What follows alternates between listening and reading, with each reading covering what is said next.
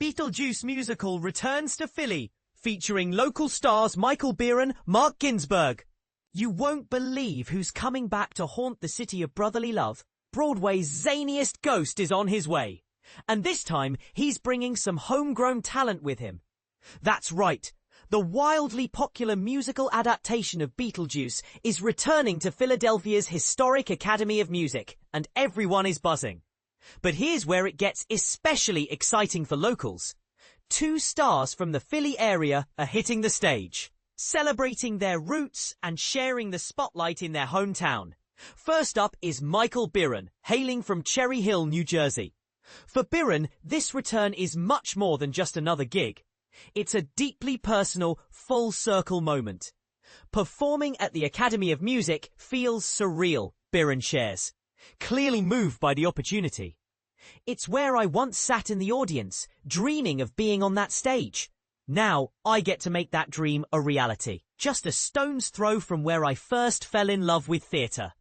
If you're new to the world of musicals, imagine coming back to perform professionally at the very theatre where you once cheered on your own idols.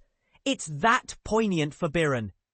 Even more impressive, he's been with the touring production of Beetlejuice since the very beginning, and has logged close to a staggering 960 performances. Talk about dedication. Adding to the homecoming vibe is Marc Ginsberg, a Bensalem, Pennsylvania native, who wears many hats in this tour as an understudy for a remarkable 6 different roles, including stepping into the shoes and striped suit of Beetlejuice himself. Ginsberg admits it's supposed to be a bit naughty and outrageous. That's what makes him such a blast to play. Audiences are always in on the joke.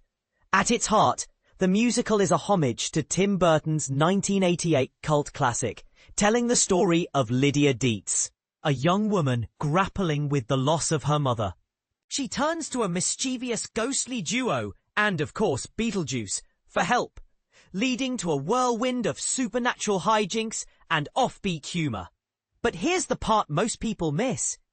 Ginsberg points out that the quirky, heartfelt energy has struck a nerve with fans. Everyone connects to the show in their own way. So many people feel out of place or invisible, just like our characters say, strange and unusual. And seeing those feelings on stage is powerful. It keeps folks coming back again and again. And let's not tiptoe around it. Beetlejuice is known for its cheeky humour and a dash of edgy language. Is this pushing the envelope? Ginsberg thinks not, especially in Philly. There's one thing a Philly crowd loves, it's a little irreverence. We're right at home. But some theatregoers might find the show's playfulness a bit much. So is there such a thing as too much fun on stage? That's a conversation worth having. Beetlejuice kicks off its Philadelphia run on Tuesday, July 29th and runs through Sunday, August 3rd at the Academy of Music. Curious? Ready to laugh till you cry, or just want to see whether the supernatural naughtiness is your cup of tea? Here's a final thought. Do you think Broadway should be pushing boundaries, or should some things be left to the imagination?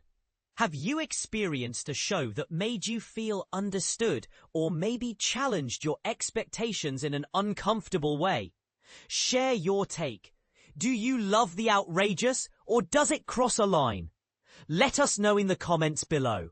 Experience Beetlejuice the Musical, a teen theatre spectacle in Coral Springs. Hold on to your hats, because a group of talented teens is about to unleash the chaotic charm of Beetlejuice the Musical right here in Coral Springs, turning a spooky story into a live spectacle that's equal parts funny, touching, and thrilling. Picture this, based on the iconic film by Tim Burton, who's famous for his offbeat, dark-humoured movies like Edward Scissorhands and The Nightmare Before Christmas.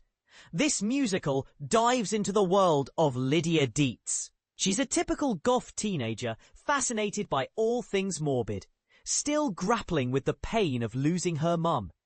When her family moves into a creepy, haunted house, Lydia crosses paths with a pair of friendly ghosts and the ultimate troublemaker, Beetlejuice, A demon who's all about pranks, quick wit, and stirring up mayhem among the living. But here's where it gets controversial. Beetlejuice's over-the-top personality and the show's blend of humor and heavy themes like grief can divide audiences. Some see it as a clever way to cope with loss, while others might find the jokes a bit too flippant for such serious subjects. Presented by Next Stop Broadway's teen theatre project, this production is set to light up the Coral Springs Center for the Performing Arts, with shows on Wednesday, July 31st at 11 a.m. and Thursday, August the 1st at both 2 p.m. and 7 p.m. Expect a whirlwind of entertainment featuring catchy tunes that stick in your head, wild stage antics that keep you on the edge of your seat, and those heartfelt scenes that remind us why stories like this resonate so deeply. The young cast isn't just performing. They're bringing supernatural energy and real theatrical magic to life, making every moment feel fresh and exciting. For beginners dipping their toes into musical theatre, think of it like a roller coaster ride, full of ups and downs, laughs, and maybe a few scares, but always leaving you with a smile. Artistic director Cynthia O'Brien can't stop raving about this group. The cast of Beetlejuice is not only incredibly talented, but also one of the kindest and most supportive groups of young performers I've ever worked with, she shared. This kind of positive vibe isn't just nice to have, it's what makes rehearsals fun and helps create a show that's truly special. In a world where theatre can be competitive, having a supportive team can turn good performances into great ones, fostering creativity and confidence that shines through on stage. And this isn't just any musical. It's backed by top-notch talent.